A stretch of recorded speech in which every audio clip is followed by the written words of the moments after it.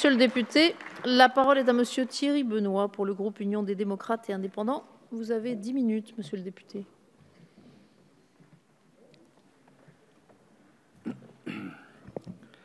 Merci Madame la Présidente, Monsieur le Ministre, garde des Sceaux, Monsieur le Président de la Commission des Lois, Monsieur le rapporteur, mes chers collègues.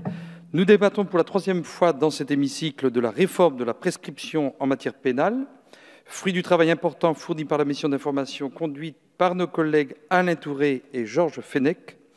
Comme mes collègues du groupe UDI l'ont indiqué au cours des précédentes lectures, nous approuvons les objectifs de ce texte.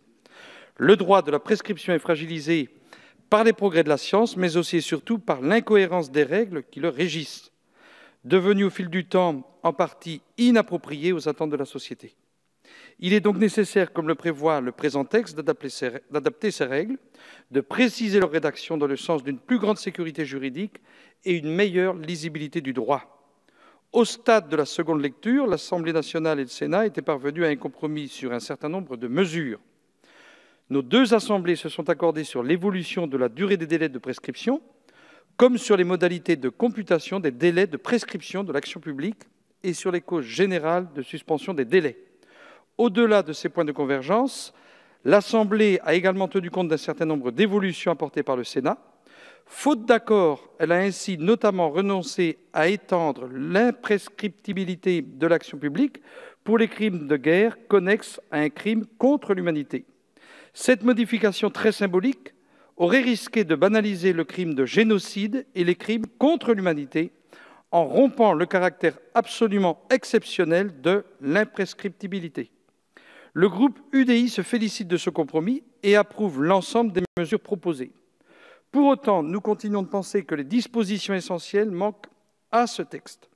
Comme l'ont indiqué mes collègues Jean-Christophe Lagarde et Meïna Sage en première et seconde lecture, cette proposition de loi aurait été le véhicule législatif idéal pour faire évoluer les délais de prescription en matière de crimes et d'agressions sexuelles.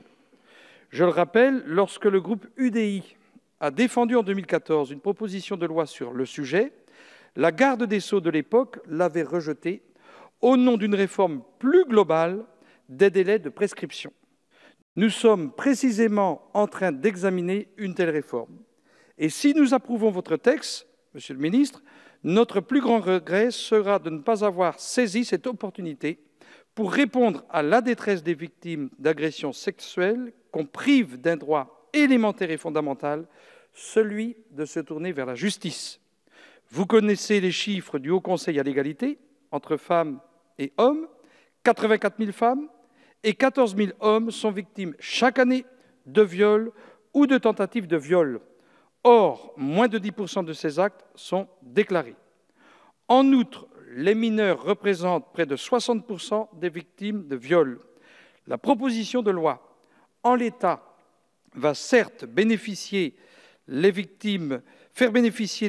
victimes majeures d'agressions sexuelles du doublement des délais de prescription des crimes et des délits, mais les délais dérogatoires au droit commun, notamment ceux qui concernent les crimes et délits sexuels ou violents contre des mineurs, vont demeurer inchangés. Cette réforme va donc créer une situation paradoxale. Les délais de prescription des crimes de droit commun portés de 10 à 20 ans seront identiques à ceux qui s'appliquent aux crimes sexuels commis sur des mineurs de 20 ans également.